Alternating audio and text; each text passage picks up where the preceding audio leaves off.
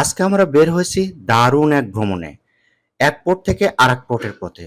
পথে যা কিছু সুন্দর দৃশ্য, মানুষের জীবনযাপন আর অভিজ্ঞতা সবকিছু আপনাদের সঙ্গে শেয়ার করব। হরিরামপুর, হ্যাঁ, আমরা এখন যেখান দিয়ে ছুটে চলেছি এই গ্রামটার নাম হলো হরিরামপুর।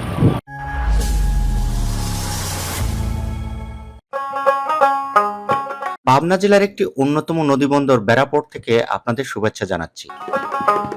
আমরা বেড়াপোর্ট থেকে নগরবাড়ি পোর্ট পর্যন্ত ভ্রমণ করব। চারপাশে নদীর বাতাস, জাহাজ আর নৌকার আনাগোনা একটা আলাদা অনুভূতি কাজ করছে। চলুন আমরা আমাদের যাত্রা শুরু করে দেই। আমার বাম পাশে বয়ে চলেছে হুরসাগর নদী। এই নদীর কোল ঘেঁষে গড়ে উঠেছে ব্যস্ত ও গুরুত্বপূর্ণ নদীবন্দর।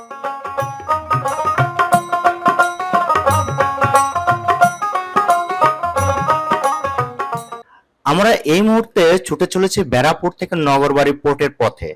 পথের দৃশ্য হয়তো অনেকটাই পরিচিত, কারণ বাংলাদেশের প্রায় সব গ্রামের রাস্তার সৌন্দর্য যেন একই সুরে গাথা। রাস্তার দুপাশে ছোট বড় অসংখ্য ঘরবাড়ি চোখে পড়ছে, কোথাও আধুনিক দালান কোঠা, কোথাও সেমি পাকা বাড়ি, আবার অনেক জায়গায় দেখা মিলছে টিন শেড ঘরের। এই ঘরগুলোই যেন গ্রামের মানুষের জীবনযাত্রার গল্প বলে। কোথাও শিশুরা খেলাধুলা করছে, কোথাও মানুষের দৈনন্দিন কাজে ব্যস্ত। সব মিলিয়ে এক চিরচেনা গ্রাম বাংলার দৃশ্য। আর পুরো রাস্তা জুড়ে রয়েছে নানা প্রজাতির সবুজ গাছপালা। রাস্তার দুপাশ ধরে দাঁড়িয়ে থাকা গাছগুলো যেন পথের ক্লান্তি ভুলিয়ে দেয়। কখনো বড় বড় ছায়াগিরা গাছ, কখনো বাঁশঝাড়, আবার কোথাও সারি সারি ইউক্যালিপটাস কিংবা ফলের গাছ।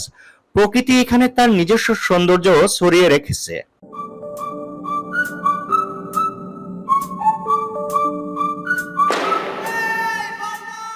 আমার সামনের বাইকে আছে সেলিম, আনিস এবং আশরাফ।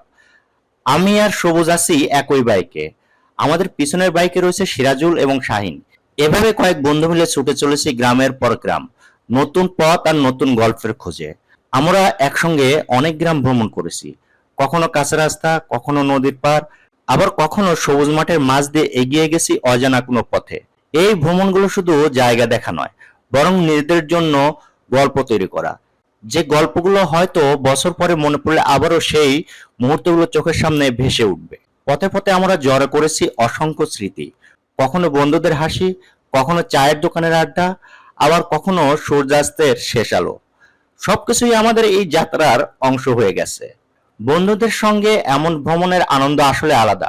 গন্তব্যের চেয়ে পথটাই তখন বেশি সুন্দর মনে হয়।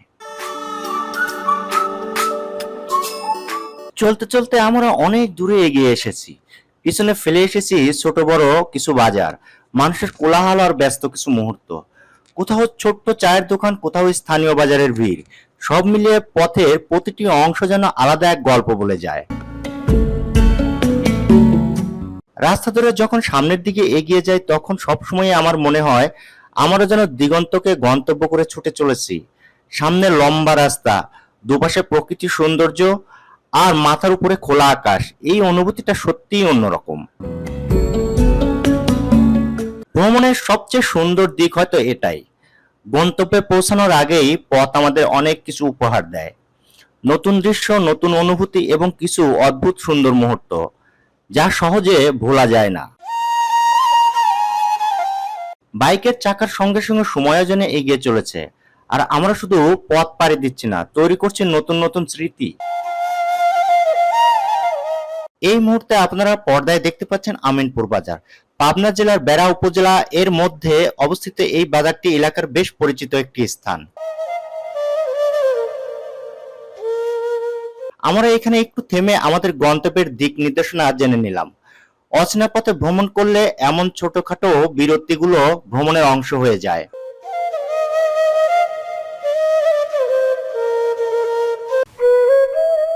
যে রাস্তা ধরে আমরা এগিয়ে চলেছি সেটি বেশ সরু। চলতে চলতে আমার বারবার মনে হচ্ছিল রাস্তার দুপাশের ঘর বাড়িগুলো যেন ধীরে ধীরে রাস্তার দিকে চেপে আসছে। এত কাছাকাছি বাড়িঘর আর সরু পথ মিলিয়ে জায়গাটার পরিবেশ একদম আলাদা অনুভূতি দিচ্ছিল। তবে এই সরু রাস্তার মাঝেও আছে গ্রামের স্বাভাবিক সৌন্দর্য, মানুষের চলাচল, ছোট দোকানপাট আর গাছপালার সবুজে পুরো পথটাই জীবন্ত হয়ে উঠেছিল।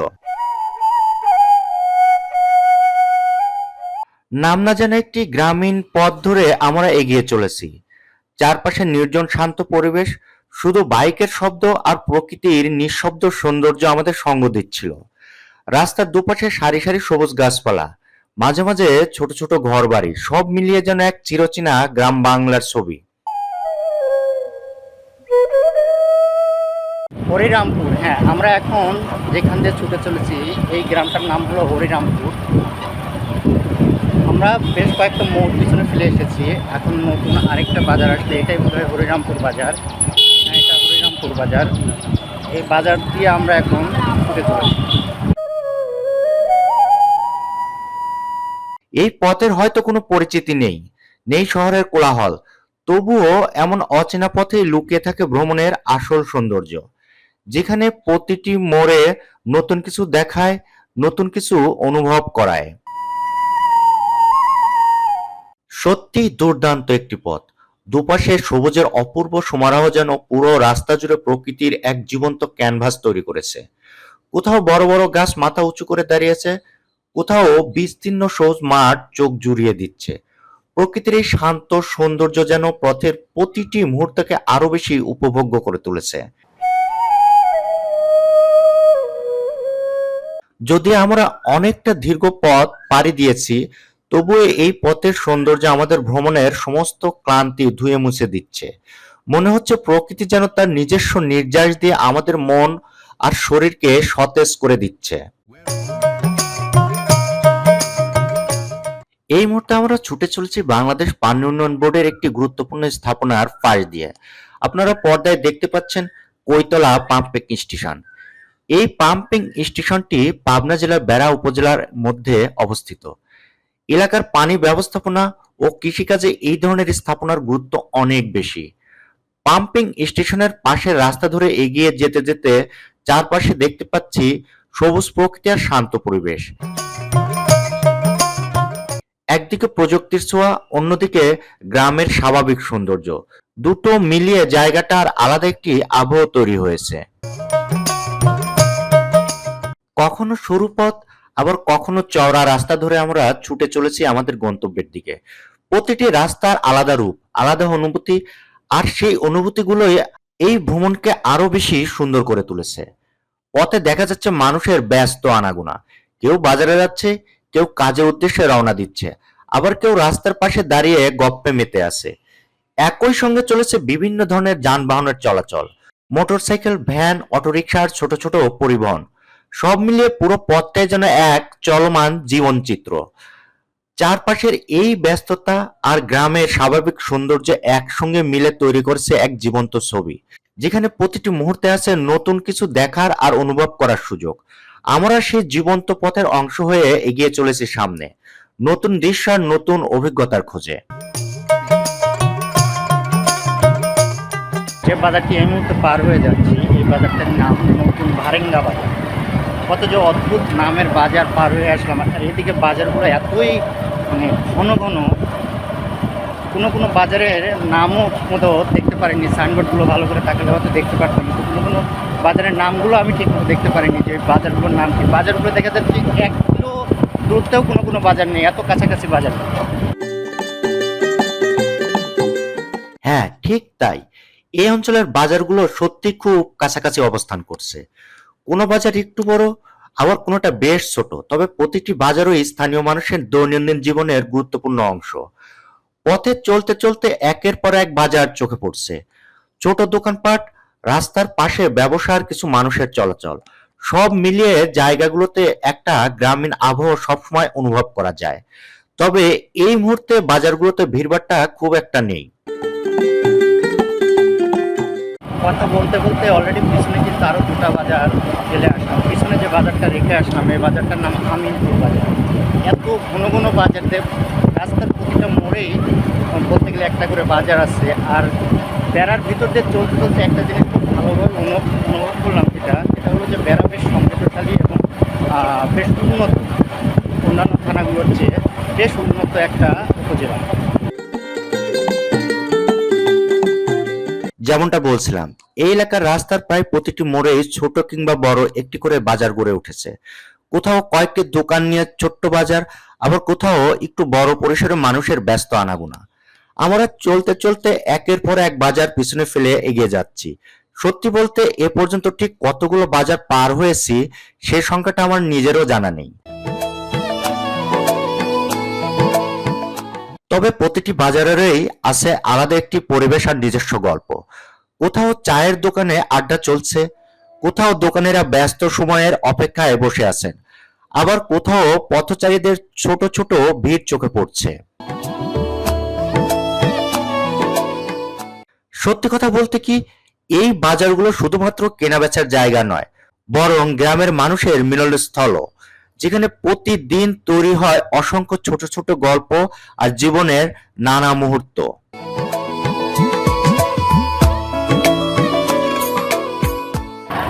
কিছুক্ষণ পর পর একটা করে বাজার আর কিছুক্ষণ পর পর দুটা করে স্পিড ব্রেকার, অর্থাৎ বাজারের এই মাথায় একটা ও মাথায় একটা। স্পিড ব্রেকার পার হতে হতে মানে একদম কী বলে বিরক্ত হয়ে যাচ্ছে, এত স্পিড ব্রেকার এই রাস্তায় আছে, কারণ প্রত্যেকটা বাজারেই প্রায় স্পিড ব্রেকার দেওয়া আছে। পথে চলতে চলতে রাস্তার পাশে বেশ কিছু শিক্ষা প্রতিষ্ঠান চোখে পড়েছে, তবে এর মধ্যে অধিকাংশ ছিল প্রাথমিক বিদ্যালয়। ছোট ছোট স্কুল ভবন, খেলার মাঠ আর নিরিবিলি পরিবেশ দেখে সহজেই বোঝা যায় এই এলাকাগুলোতে গ্রামের শিশুদের শিক্ষার যাত্রা এখান থেকেই শুরু হয়। এদিকে আমরা ধীরে ধীরে আমাদের গন্তব্যের খুব কাছাকাছি চলে এসেছি। এতক্ষণ লোকালয়ের ভিতর দিয়ে সরু রাস্তা ধরে চলছিলাম, আর এখন আবার উঠে এলাম হাইওয়ের বিস্তীর্ণ রাস্তায়। সরু পথের নিরিবিলি পরিবেশ ছেড়ে হাইওয়েতে আসতে চারপাশের দৃশ্য আর গতির মধ্যে এক ভিন্ন অনুভূতি কাজ করছে। যানবাহনের চলাচল বেড়েছে, পথও অনেকটা প্রশস্ত হয়ে গেছে। হাইওয়েতে ওঠার পর এটাই আমাদের চোখে পড়া প্রথম বাজার, আর প্রথম দেখাতেই বোঝা যাচ্ছে এই বাজারটি বেশ জমজমাট। চারপাশে মানুষের বেশ ভালো আনাগোনা দেখা যাচ্ছে। হাইওয়ের পাশের বাজার হওয়ায় বিভিন্ন ধরনের যানবাহনের চলাচল এখানে অনেক বেশি। মূল রোডে উঠে এসেছি, অর্থাৎ বিশ্ব রোডে। সাইড রোডগুলো পার হয়ে আমরা এখন মূল রোডে উঠে এসেছি। নাটিয়াবাড়ি থেকে আমরা পার হয়ে এসেছি। মূল রোড দিয়ে আমরা ছুটে চলেছি। এটা টু লেনের একটা রাস্তা, মাঝখান দিয়ে ব্লকিং করে দেওয়া আছে, লেন দেওয়া আছে। এক বাড়িতে যাচ্ছে গাড়ি, আরেক বাড়িতে আসতেছে। রাস্তাটা বেশ চমৎকার এবং শান্তশিষ্ট আছে, কারণ রাস্তার বিপরীত পাশ থেকেই গাছ ছায়া দিচ্ছে, বেশ ভালো ছায়া স্নিগ্ধ একটা পরিবেশ সৃষ্টি করছে।